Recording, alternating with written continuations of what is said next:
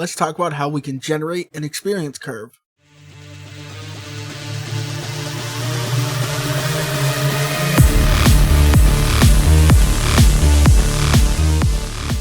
Alright, so this is my experience curve that I have generated, and this is completely based off of the 4 values that I have down here. Now, what you're seeing here isn't actually running as part of the game, it's actually running part of the editor, because this was actually an add-on that I never finished.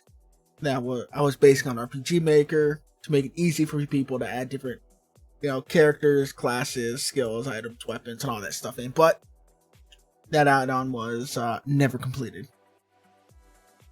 I never did finish it.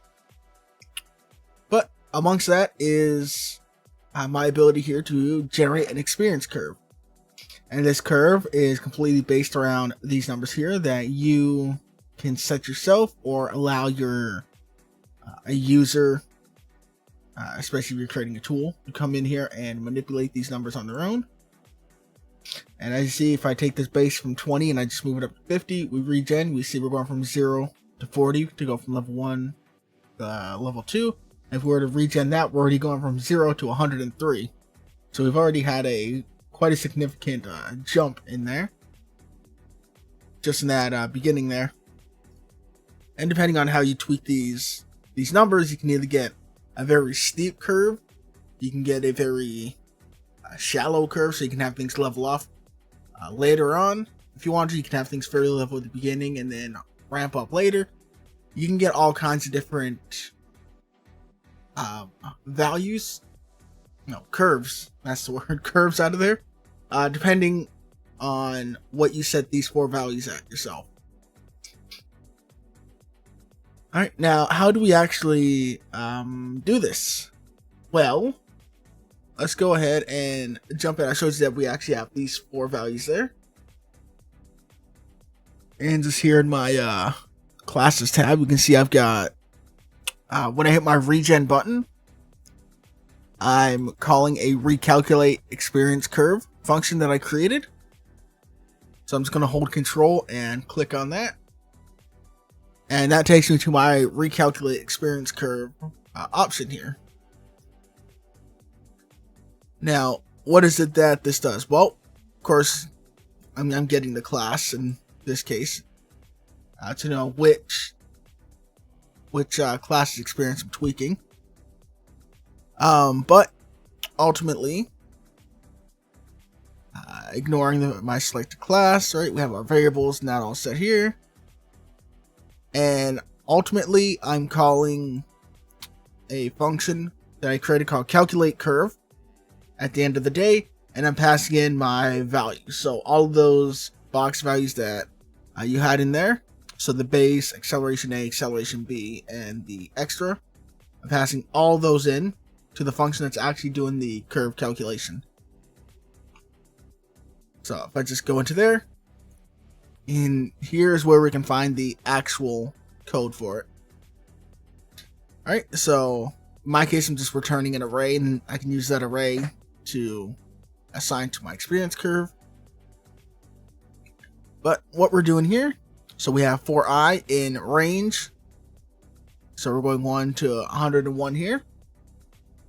Alright, so we're going through this 100 times, or we're getting our 100 levels out of this. So if you want more levels or less levels, you just gotta tweak your range that you're putting in here. And then for our experience, this is the actual mathematical calculation here that we're doing. So I'm going to go ahead and I'm just going to pull this out just so we can actually see the full equation. I think I might need to pull this all the way out. It is indeed quite a large equation. But yeah, we can't even fit it all on screen at the moment. So what we're doing is, in order to calculate the experience for that level, specific level, we're going to get a round I, right? So we want a rounded integer. We don't want any floats in our experience. And we're doing 10 times base, right? And we're getting the power of that, right? To times I minus 1. Let's see if I can actually break this up a little bit. Is anywhere? Hold on. Okay, I've gone ahead and split it there so you can see the entire equation. But there you go. You can see it's kind of complex. Equation that we're putting in there, you can say that these are kind of magic numbers that we're putting in. If you really wanted to, you could try tweaking them, see if you can get different results for what you're looking for. But in short, I is representing the current level, which is the number in our range. So if we're at level 10, then this is representing level 10. So we're having our current level minus 1, right up there. We're having current level minus 1 down here as well, plus 1 over here, times current level times. But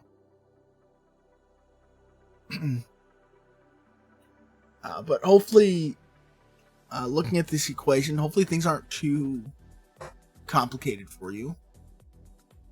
In terms of understanding, it's just a lot of, parentheses that can kind of make this a little confusing to look at. But as long as you follow the orders of operation correctly, you'll come out with a fair set of experience that comes out for each level. And see if we go back and pull that out. Just gonna slide that back over. If I go to my class, bring up the experience curve, right? I can tweak this. So I can come over here, got 50, regen. Then we do base value up and we turn everything down, right, to the lowest, which is between. We hit regen, and now we're seeing 0, 9, 19, 31, 47, and we only need 13,000 experience in total to get to level 100. So we can see we got a pretty fast curve overall with something like that, just by having extra value up. And if we bring extra value down from 50 down to 10, you can see now we need 65,000 experience at level 100. So that one slider kind of made a big impact on the way that this whole curve works.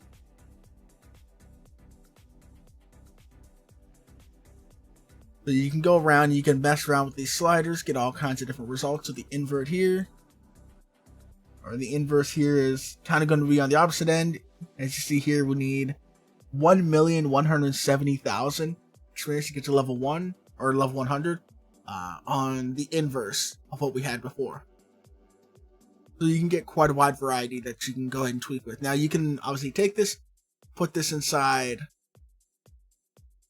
your own tools, your own exports, and generate a curve for your player this way. If you have something similar to this add-on where you're making a tool for yourself, this can be a quick way for you to create different experience curves for different characters. But hopefully showing you that mathematical expression here. Again, that is the core of what's going on here. So we have a for loop. Our range represents the levels that we're going to have, or that we want to generate the curve for. We set our experience equal to this math equation, and then we just add that experience onto our curve. And of course, if you're going to be regenerating the curve, you're going to want to clear that curve out before re-adding new things to it. Which, I mean, that just kind of makes sense. Alright, there you go. That's how you can quickly generate an experience curve. Hopefully, this wasn't too difficult to understand. Alright, take care. Have yourselves a good one. And I'll see you guys in the next one.